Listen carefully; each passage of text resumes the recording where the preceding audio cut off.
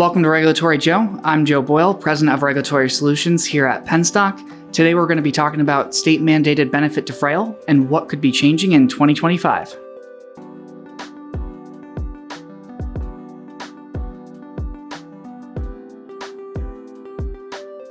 So what exactly is state-mandated benefit defrayal? State-mandated benefit defrayal is a way where states can control the cost of benefits that are deployed by health plans within any marketplace. Traditionally speaking, applying to true qualified health plans, which are certified on-exchange QHPs. When we talk about what this means for other segments within the business, such as individual versus small group or on-exchange versus off-exchange, benefit guidelines could change. States have the ability to ensure that health plans are covering more of the cost for a benefit than a member should actually ingest. So by bearing more cost on the health insurer, it alleviates the member of any cost burden for certain benefits. However, health plans then need to face the challenge of covering that expense now that they've just taken on and incurred. So while it is in the for benefit of the member to defray benefit costs, health plans need to figure out a way to supplement that cost when they rate and when they price before filing. Defrayal really inherently comes from CMS's 10 essential health benefits, more commonly known as EHBs. These have been in force since 2014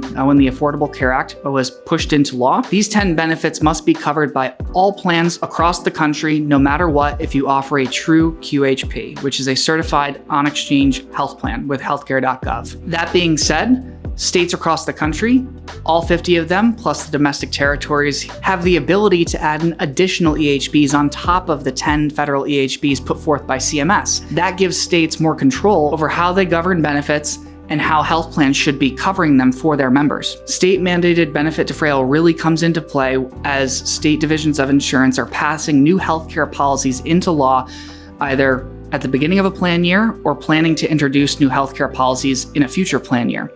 And that allows health plans to prepare for pricing implications, rating implications, benefit implication, or even operational execution for these changes. So aside from the 10 essential health benefits, state-mandated defrayal really comes into play where divisions of insurance identify a key opportunity or a key need for the state to cover a certain benefit for a certain reason. We can take one example from the state of Nevada, who recently passed policy language where health plans for certified on-exchange QHPs now will have to cover certain drugs in a different way, priced differently, because members are paying too much. We know now that the filing deadlines for Nevada have passed, so we're really looking to implement this policy language for plan year 2026 within calendar year of 2025. So what we can expect next year and the following plan years is that more states will be introducing new mandated benefits that health plans must cover. How do we get ahead of that?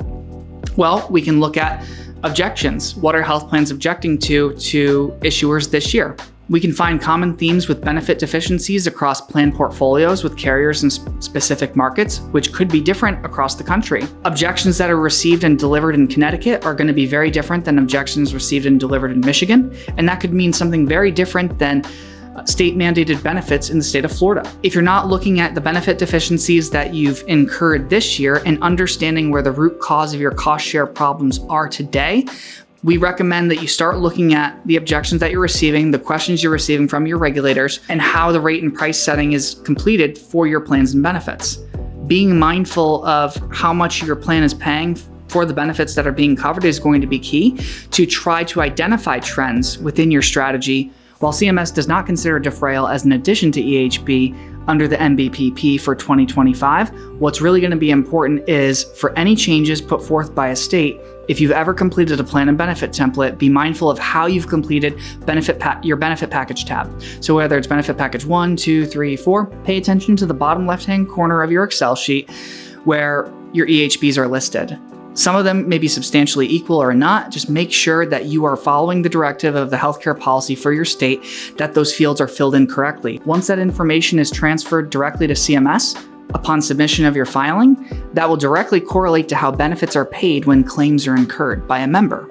In the scenario that you have a defrayal change after you've made a submission, make a call to action. Make sure that your teams internally have an action plan, that you wrap a timeline around how you will reopen a filing or complete an amendment to make sure all dependent documents are updated. We understand while the primary documents filed for state-mandated defrayal go within a health plan binder filing, we understand that any change to that specific document or the templates within could impact materials filed within a form filing, a rate filing, or even a supplemental filing. Just because we need to make one amendment within a filing to a given state divisions of insurance, do not forget that you should be consulting with other departmental areas to making sure your subsequent filings are updated as well. Because just because we update a material in one area does not mean that it will magically update in all the downstream impacted departments that you have.